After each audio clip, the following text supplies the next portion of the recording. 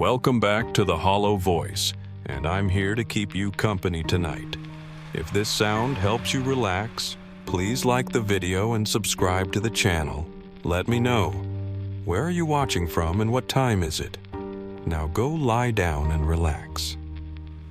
Roxy's Lounge. It was the sort of dimly lit, mid-century styled bar that was too classy for me by half. In the real world, it's the kind of place I'd have gone to get shit-faced on overpriced cocktails at a game developers conference after party. But that was in the old days, back when there was still a studio to foot the bill. Thankfully for me, here inside the simulation, money was of no concern. But it wasn't just the promise of inebriation that led me through Roxy's neon entrance that night. It was a name I'd stared at in the user list incredulously before walking my ass here from across town. It can't be him, I thought. When the hell did they jack him in? Oh, Jesus Christ. The words escaped beneath my breath. The cringe that followed could not be stifled. All I could do was avert my gaze to the ebony hardwood floor and let the involuntary expression run its course. When I unbuttoned my face, there he was, sitting at the bar. Mad Cow. I waved away my holographic display. The translucent overlay of usernames, locations, and notes shrunk and vanished into my peripheral vision. What remained was my old lead programmer, wearing a cow print suit and fedora. The infamous cow print suit and fedora, looking as ugly as it was expensive. He was hitting on the bartender. I felt aftershocks of cringe return. "You son of a bitch," I said as I approached close enough to be heard over the murmur of other patrons. He spun around in the bar stool and sized me up behind a pair of ruby-tinted aviator glasses. He made an exaggerated frown. "Tell me you don't look that old in real life," he said. "Life comes at you fast. You, on the other hand," I gestured at his entire outfit, "are apparently 13 years old again." He scoffed and reached out to grab my hand. The handshake quickly became a pat on the back and then a full-blown hug. I hadn't seen Lucas, aka Mad Cow, in nearly 10 years. Already memories were flooding back of never-ending crunch nights at Darkroom Entertainment, our game studio.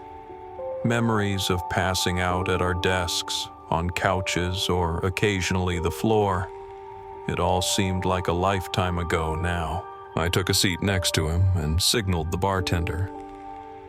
"What's the fun of living in a simulation?" he said. "If you don't peacock it up a bit. Have you even played with the closet options yet? You look like a confused pimp.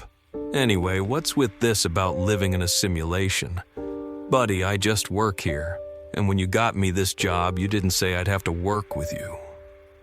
You think I'd pass on this sort of opportunity just because He stopped, but I could finish the thought for him. Because I'm still a well-paid programmer with a career. The pause turned awkward until the bartender broke the silence. "Is this guy giving you a hard time?" she asked. I met her gaze and must have held it a moment too long. She cocked an eyebrow. Yay, I finally said. "He's an asshole." She chuckled and shot Lucas a playful grin. "Please try not to scare away my customers, Mr. Mad Cow," she said. "1,000 pardons, Ms. Roxy," Lucas said and leaned into the bar. "Say, could I convince you to whip up my usual and a gin and tonic for my colleague here?" Good memory. Sure thing. What sort of work do the two of you do together? She asked. We're quality assurance. Lucas winked at me. We're probably the best paid beta testers in the world. This world, at least, I said, but that only earned me a slightly confused look from Roxy as she got to work mixing our drinks. Isn't she something? Lucas said once she'd stepped out of earshot. I've been giving her my own personal Turing test all evening. I'll bet you have. I shook my head. You know there's an easier way to tell if she's real. I waved my holographic display back on and pointed to the purple diamond that appeared over all the simulated characters' heads in the overlay. A new translucent box rolled out beside Roxy with her name and background information. I waved it away. There's no fun in that, Lucas said. And I'm being serious. This sort of thing, this level of AI, this is the type of stuff I used to dream of working on, back when I was at Darkroom. She really is perfect. Everything here is, in case you haven't noticed. And do you know what the worst part is? What's that? I mumbled, staring as Roxy twirled ice cubes around a highball glass. The worst part is they didn't need me to code it. I always thought it would be you and I that built a place like this. He sighed. At least we're still part of it, I suppose. Roxy presented our drinks, garnished with lemon and sprigs of rosemary. Lucas took his with an appreciative nod and sipped. Even the goddamn alcohol is perfect, he said. Anyway, how's the testing coming along on your end? My reply was cut short by a crash of shattering glass, then screaming. It was guttural, so intense and unexpected that my concentration was immediately broken. I felt a surge of panic, like ice water down my spine. I spun around and saw the lounge table flipped on its side, the man convulsing on the floor. A woman rushed to his side, but he grabbed her arms, hurling her backwards. "Stay the fuck away from me!" he yelled as she staggered back. I set my drink down too hard, sloshing gin onto the bar. With my hand free, I flicked my overlay back on, confirming that the people were also human testers. Lucas was already on his feet, rushing over to help. I followed after. "I can't breathe!" the man screamed. "I can't fucking breathe! Wake me up! None of this is real! It's freezing! I'm drowning in the fucking pod! Let me out!" "What happened?" Lucas asked the woman. She looked frightened. "He was fine a minute ago," she sniffled. "Suddenly he thinks he's dying in real life. That I'm not actually real. Because I'm not feeling it too, I guess." "Sounds like ASS," Lucas said, staring down at the man. "Ass?" I blurted out stupidly. "No, idiot. Did you even read the forms they had us sign? Acute solipsism syndrome. It's a potential risk of total immersion." Lucas knelt down beside the man, who was now shivering with his head propped uncomfortably against the leg of a lounge chair. "Hey, buddy," Lucas said. "You're going to be all right. You're not drowning. You're breathing just fine in real life. They told us to watch out for these symptoms, remember? It's nothing serious. You need to get up so you can report it." The techs would be helping him if there was really a problem, I said to the other tester. It came out more like a question than a statement. She gulped and nodded. I saw a familiar face over her shoulder. "Mara?" Mara was sitting back at the bar. Her long dark hair framed a strange expression, something like pity, as she watched the commotion. I thought for sure she'd step in to help. The simulation was her project, after all. But instead, she took what appeared to be a martini from Roxy and drank it in a single gulp. After that, she said something to Roxy I couldn't hear, stood up, and left. "You're really here," Lucas reassured our colleague, still playing the role of paramedic. "Try remembering how you got here." I looked back at Mara's empty seat. Roxy was wiping down the counter. I felt a pit of unease settling in my stomach. "Remember how you got here?" I thought. The elevator ride was so long that I nodded off. I woke up startled, like I'd been falling, and shrank with embarrassment.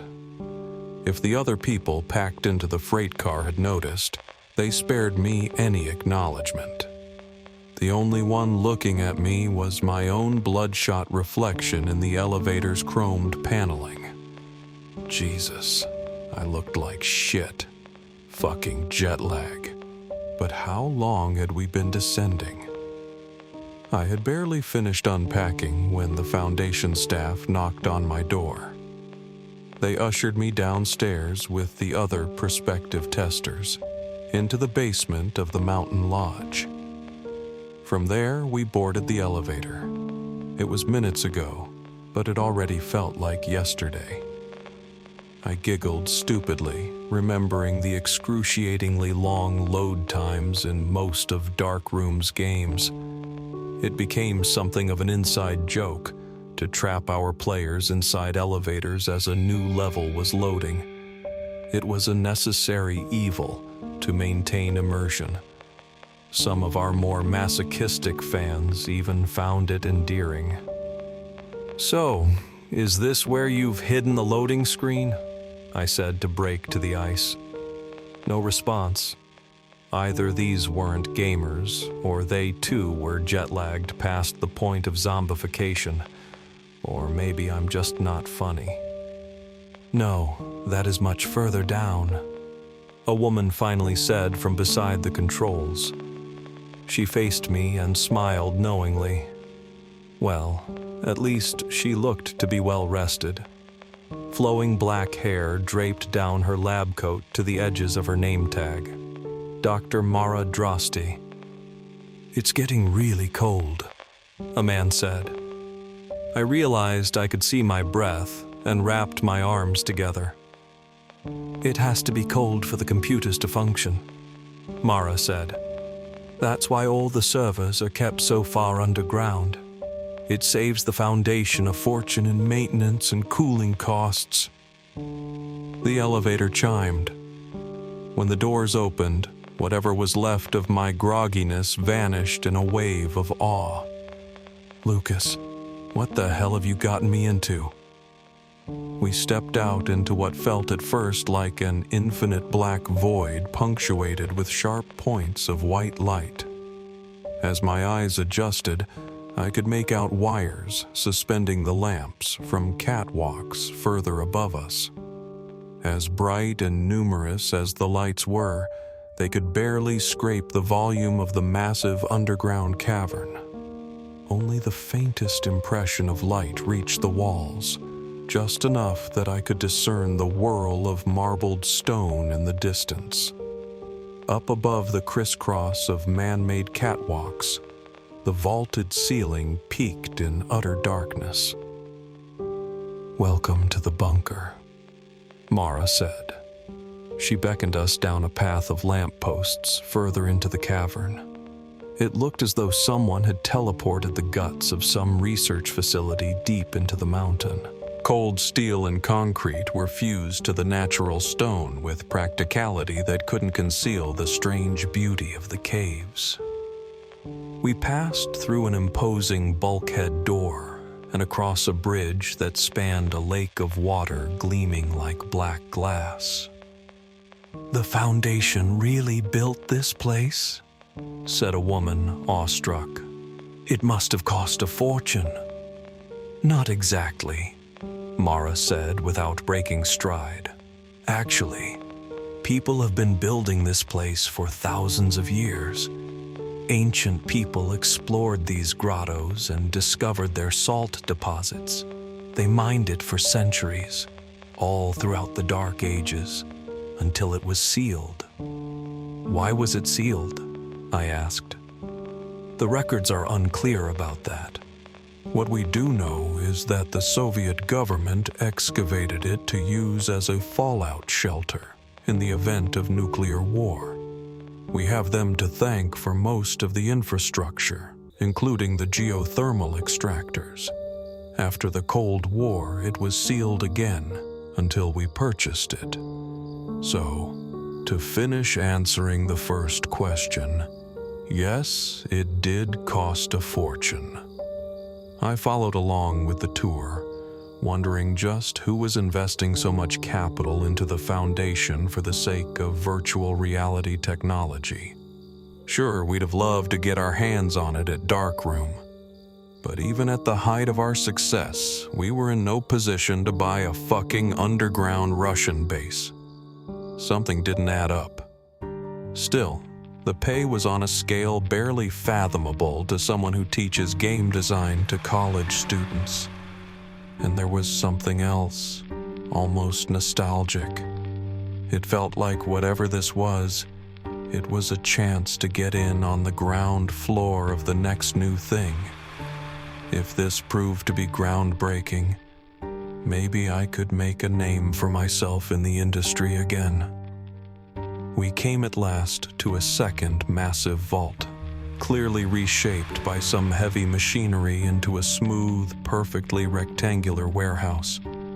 Fluorescent lights shone through grated catwalks that ran above dozens of stainless steel cylinders, each of them barely larger than a person. The soft thrum of machinery reverberated throughout the room.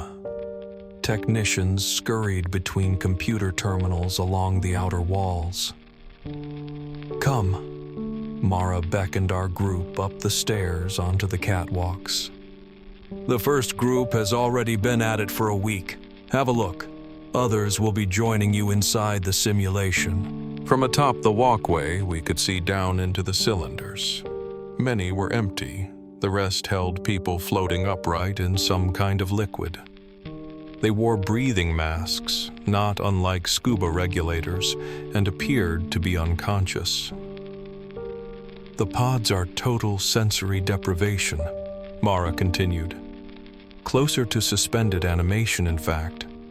In that state, your brain can interpret sensory stimuli from the simulation as a genuine substitute for, well, what you're experiencing now. Mara looked down at the occupied tanks. They are in a whole other world now. The town we've constructed for you to test is just the beginning. There really is no limit to the worlds we can build. When Mara looked up, she seemed to read the expressions on our faces. Everything is perfectly safe, she added quickly. We have a full medical team on site, 24/7. I've been immersed several times myself and will be joining you all inside. Does anyone have any concerns? We're probably already inside, a woman mused. Everyone just slowly turned to her, and she explained. Think of what we're on the threshold of here. If we can ever truly run simulations of reality, and there's only one true reality, then the odds are we're in some form of simulated reality right now. Someone objected, and the group seemed to explode immediately into a deep philosophical debate on the topic. The term quantum Hall effect was spat back and forth quite a bit. I more or less capped out at high school physics and tuned the discussion out. I just stared at the half-naked people below, floating in some kind of lucid dream. Fuck it, I thought. What have I got to lose?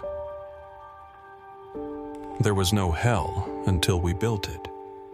It's what Mara had said to Roxy during our colleague's panic attack.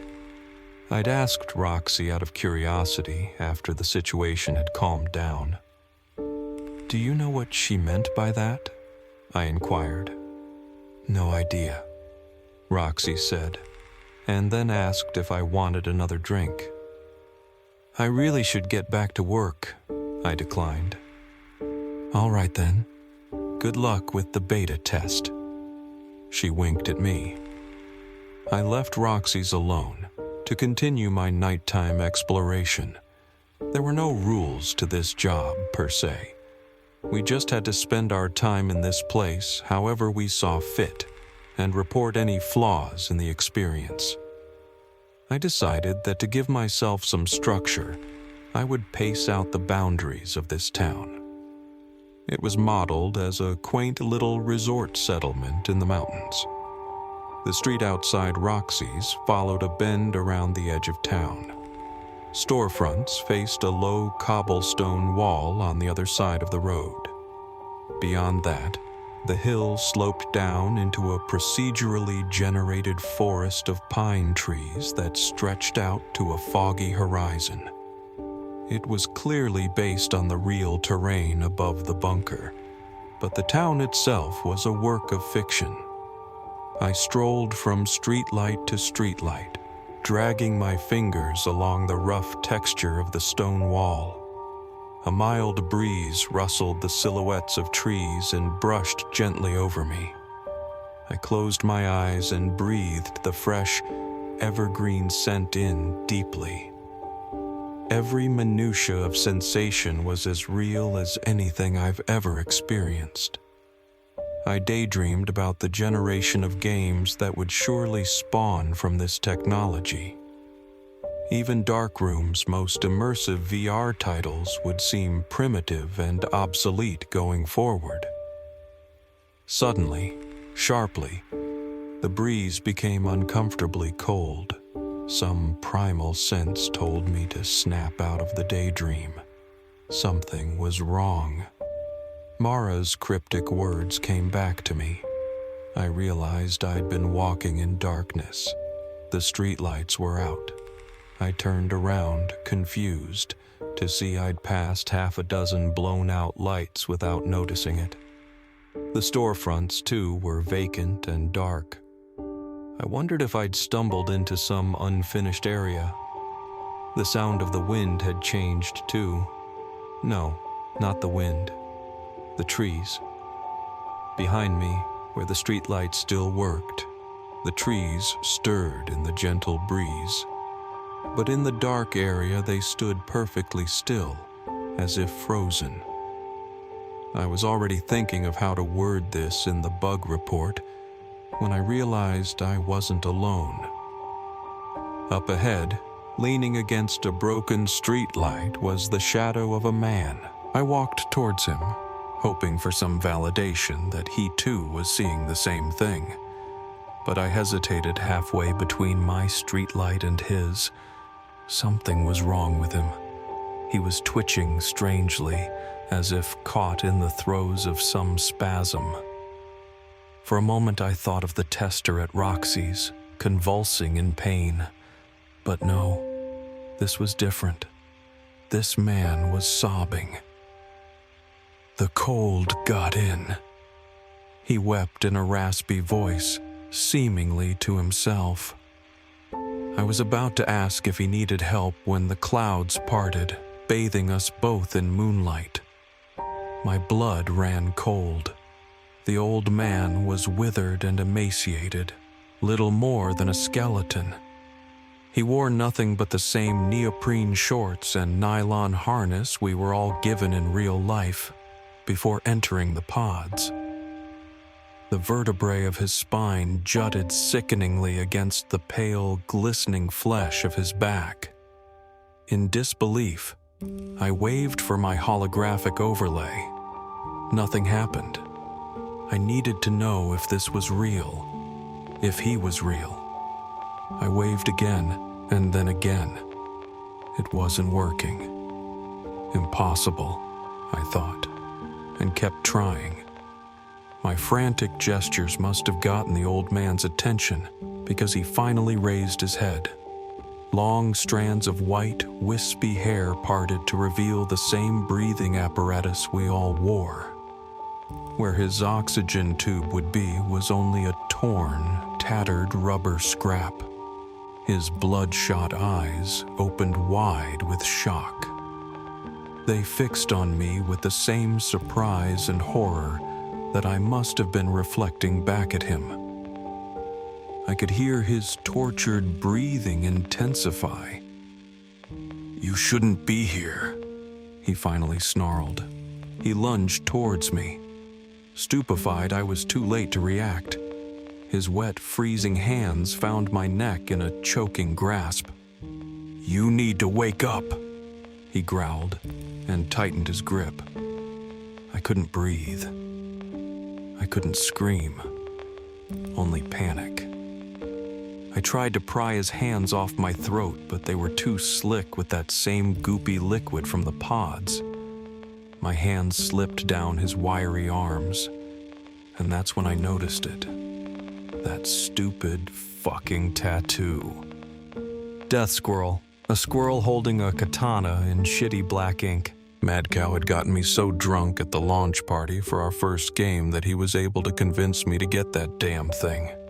It was my own alter ego on my forearm to match his. And there it was, blurry and faded, but unmistakable, on this skin and bones man. He had my tattoo.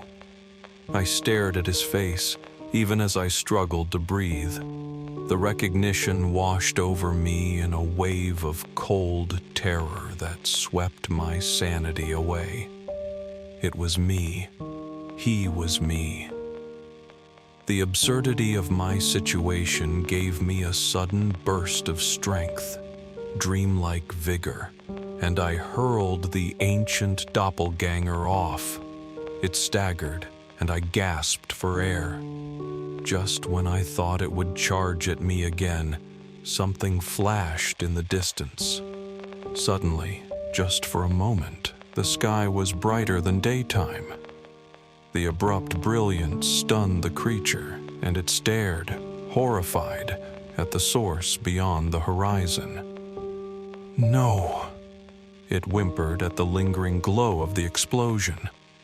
I seized the moment and ran. As I did, a sound like the crack of thunder smashed through everything. More explosions burst across the horizon like lightning. Every illuminating flash revealed the town as something else, shattered ruins, desolate and decayed. "They never finish it," the creature screamed. "They'll never finish it." Its cries became an incoherent wail of rage and agony, and then disappeared entirely in the roaring boom. When at last I made it back to the well-lit area, the entire cacophony ceased. There was only the gentle sound of the breeze and a slight tinnitus in my ear. My overlay finally responded. I kept running as I searched Mara's location on the user list. I found her on the rooftop deck of the tallest building in town. She was sitting on the ledge, smoking a cigarette and sipping wine from a crystal stem. She greeted me without taking her eyes off the panorama of the town laid out before her. That I was a frantic, gibbering wreck gasping to catch my breath didn't seem to faze her. I tried to explain what had just happened. She only faced me to refill her glass from a bottle resting beside her. Her wind-tousled hair framed that same pitying expression she wore at the bar. "What the fuck was that thing?" I demanded. She shrugged dismissively and turned away again. She seemed to be staring at the shadowy part of town I'd just fled from. "An anomaly," she said. Her lack of concern was exasperating. Hadn't she been listening? Didn't she care? "I want out," I said firmly. "Wake me up now." She took a drag off her cigarette, then flicked ashes off the side of the roof. "I'm afraid that isn't possible," she said. I took a deep breath, trying to contain my anger. "Dr. Drosty," I said slowly. "Mara, I'm sleeping in one of your pods. I know you can revive me." She seemed to find this amusing, but there was something else cracking in her persona, as if she were trying to cope with something herself. Was she drunk? "I already did revive you," she finally said. "A long time ago." "What are you talking about?" I said incredulously. "We're right here. We literally just started." "This instance just started," she said, as if she were clarifying the situation. My confused expression must have told her otherwise. "It's all so lifelike, isn't it?" she continued, gesturing across the entire landscape. "We had you testers to thank for that. It was an iterative process. Every time we reran the simulation, your experiences helped us tune it just a little bit more. We got a little closer to perfection every time." "That doesn't make any sense." I gritted my teeth. Mara was supposed to be the one professional we could all rely on. She was our lifeline. We trusted her. Now she was spouting nonsense. "How can I be in the simulation right now talking to you if you've already woke me up?" "Because you're an instance too," she said. "A copy of your original mind." She finished her cigarette and tossed it away. "That's why you had to be in those pods as long as you were. A frozen scan, we called it." "Why?" I began to mutter, but I felt a shortness of breath. I was beginning to feel dizzy, dissociated. This couldn't be right. "It was the entire purpose of the Foundation," she said. "It's one thing to build a perfect virtual reality. Our benefactors wanted us to prove it was possible to upload minds to it. They wanted to live forever, on the inside." She went on, but I couldn't follow her jargon. Something about discovering the neural correlates of consciousness. "No!" I cut her off in a snarl. My head was swimming now. "I mean, if this is all true, why are you telling me this? It's not like it matters anymore." She shrugged. "Every time the simulation iterates, it deletes the previous instances and begins again with fresh copies. Every time." My thoughts flashed back to those long nights at Darkroom, sitting at my desk, pacing the hallways, crashing on the couch in the break room, all the while strung out over the latest build of our game. The polished final product was the result of countless iteration. Meetings at the whiteboard, debugging and redesign again and again, version after version. That was just to make a video game, but something as complex as this place. How many versions had it taken to get this far? Dozens? Hundreds? "So you've murdered us," I said, confronting her gaze. "Over and over again." "I suppose that's one way of looking at it," Mara said. I wanted to scream, "What other way is there?" but knew it was futile. There was nothing for me to do here with all my anger and confusion. I decided to leave Mara alone and do the one thing I could, which was to march back to Roxy's and get mind-numbingly drunk as soon as possible. I was about to head downstairs when I remembered something and turned back to her. "Why did you say what you did back at Roxy's?" "What?" It was her turn to look confused. "You said there was no hell until we built it. If this place is so perfect, why did you say that?" She shook her head and looked again to the dark, static part of town. "The anomalies," she said. "You're not the first to see one. But I don't remember them. Not from previous iterations. I should be able to remember. She hung her head down and closed her eyes. I wasn't lying back at the bunker when I told you I'd been immersed before. I'm as much a copy as you are. The only difference is that I scan in regularly. I should remember every previous version unless I'm not around to scan in anymore. She took in a deep breath and shuddered. And a glitch on that scale doesn't just happen randomly or overnight. It's a sign the hardware is failing, has been failing for some time. But our servers were custom built for billionaires that want to live forever. They're kept deep underground in perfect conditions. They could run for 1,000 years, maybe longer. If nobody were left to turn them off, I said, connecting the dots. She turned to me with fresh tears streaking her face. I thought of the bunker, the frigid void of empty caverns deep beneath the mountains. I thought of terminals flashing, attended only by withered skeletons, geothermal extractors whirred behind ancient and ominous Soviet bulkheads, sealed now and forever against some outside apocalypse. And somewhere deeper still, within some still-running computer, my own long-dead ghost was still trying in vain to wake me up from a simulation stuck in an infinite loop. Out past Mara's gaze, the dark patch of town seemed to grow larger, the ink-black tendrils of its desolation spreading from one streetlight to the next. The wind became chill, and with it came a distant sound, faint but familiar, like the wails of something lost and afraid.